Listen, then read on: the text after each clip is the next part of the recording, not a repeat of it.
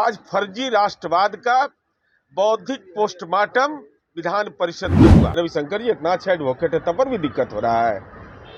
बिना वेतन के तो बिना फी के वकील मिल जाएगा बीजेपी को। बिहार विधानसभा के बजट सत्र में आज फिर एक बार हंगामा हुआ और हंगामा इस बात को लेकर कि सेना का अपमान नहीं सहेगा हिंदुस्तान। भारतीय जनता पार्टी वेल में आकर तमाम बीजेपी के एमएलसी ने सेना के अपमान को नहीं सहेगा हिंदुस्तान के नारों के साथ सुरेंद्र यादव मंत्री हैं आरजेडी के, उनसे इस्तीफे की मांग की। लेकिन तभी जब सदन शुरू हुआ परिषद के अंदर, तब तेजस्वी यादव ने मोहन भागवत के उस कथन को याद दिलाया जिसमें उन्होंने कहा था कि जो सेना 3 साल में काम नहीं कर सकती वो काम आरएसएस के जो कार्यकर्ता हैं वो कर देते हैं। तो कहीं ना कहीं इस बात को भी सेना के अपमान से जोड़ते हुए नीरज कुमार प्रवक्ता जेडीयू क्या कुछ कह रहे हैं, आइए हम आपको सुनाते हैं। सदन में आज विपक्ष की पार्टी भारतीय जनता पार्टी ने कार्य स्थगन प्रस्ताव सेना के संदर्भ में लाया, जिसमें माननीय मंत्री सुरेंद्र यादव द्वारा की गई टिप्पणी, जिसके संदर्भ में सत्ता पक्ष का कहना था कि उन्होंने माफ़ी मांग ली। उसी नोक-झोंक के दौरान माननीय उप मुख्यमंत्री तेजस्वी यादव ने आज गूगल से सर्च करके जो वहाँ पर उपकरण थे उससे उपलब्ध उपकरण के आधार पर, प्रपत्र के आधार पर उन्होंने मोहन भागवत की वह टिप्पणी कि राष्ट्रीय स्वयंसेवक संघ को 3 महीना लगता है तैयार होने में, सेना को तो लंबा समय लगता है। ये तो सेना का सीधा अपमान हुआ, देश के सैन्य बल का अपमान हुआ। तो आरएसएस के द्वारा देश की सेना का अपमान हो यह कतई बर्दाश्त नहीं किया जा सकता है।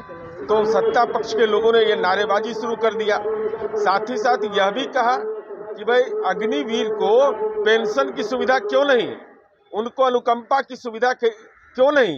ये कैसा फर्जी राष्ट्रवाद है कि जो देश के सुरक्षा के लिए शहीद हो जाएगा उसको न अनुकंपा का लाभ मिलेगा और न ही उसको पेंशन मिलेगा। तो आज फर्जी राष्ट्रवाद का बौद्धिक पोस्टमार्टम विधान परिषद में हुआ। अंदर में तो उनके जो मैंने मीडिया में रिपोर्ट देखी है कि इस संबंध में जांच होगी। तो जांच होने में यहाँ बिहार में कहीं हस्तक्षेप होता है क्या? बिहार में कहीं हस्तक्षेप होता है? अगर कोई आरोप लगा है तो जांच होगी उसकी, क्यों नहीं जांच होगी? एफआईआर बदलने की बात की जा रही है, एफआईआर बदलने की। तो उसके लिए न्यायपालिका बगल में नहीं देखे है हाई कोर्ट? बीजेपी के लोग को नहीं संबंध है क्या? रविशंकर जी इतना अच्छा एडवोकेट है, तब पर भी दिक्कत हो रहा है। बिना वेतन के तो बिना फी के वकील मिल जाएगा बीजेपी को।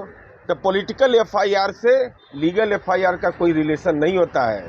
पॉलिटिकल एफआईआर करिएगा तो प्रचार मीडिया में आइएगा, लीगल एफआईआर करिएगा तो मुकाम तक पहुंचिएगा। अभी किस पर भरोसा बीजेपी को ही बीजेपी जाने। सर सदन को नहीं चलने दिया जा रहा। तो देखा आपने कि किस तरीके से जेडीयू प्रवक्ता ने बीजेपी के ऊपर हमला कहा। अभी के लिए बस इतना ही। तमाम खबरों के लिए आप ऐसे ही बने रहें एसडी न्यूज के साथ। सहयोगी रवि के साथ Kumar Gautam, SD news Patna. Hitech की दुनिया में झारखंड में पहली बार आपके शहर रांची में मॉड्यूलर फर्नीचर की डिमांड बढ़ी है, जिसे देखते हुए घर के इंटीरियर से लेकर आउटडोर बरामदे, मॉड्यूलर किचन की बेहतरीन खूबसूरती के लिए हम आपके लिए लेकर आए हैं मॉड्यूलर फर्नीचर। जी हाँ, झारखंड के कटरू ब्रिज के समीप French modular furniture. French modular furniture Jharkhand प्रदेश का पहला लेटेस्ट मॉडल का प्रतिष्ठान है। इस प्रतिष्ठान में अत्याधुनिक मशीनों के द्वारा sofa, dining table, modular kitchen के साथ कमर्शियल प्रोजेक्ट को कम समय में ही अच्छी फिनिशिंग और कम बजट में तैयार किया जाता है। तो फिर देर किस बात की, चले आइए झारखंड के कटरू ब्रिज के समीप मॉड्यूलर फर्नीचर में, जहां आपके घर का हर सपना होगा साकार। फोन करें 7992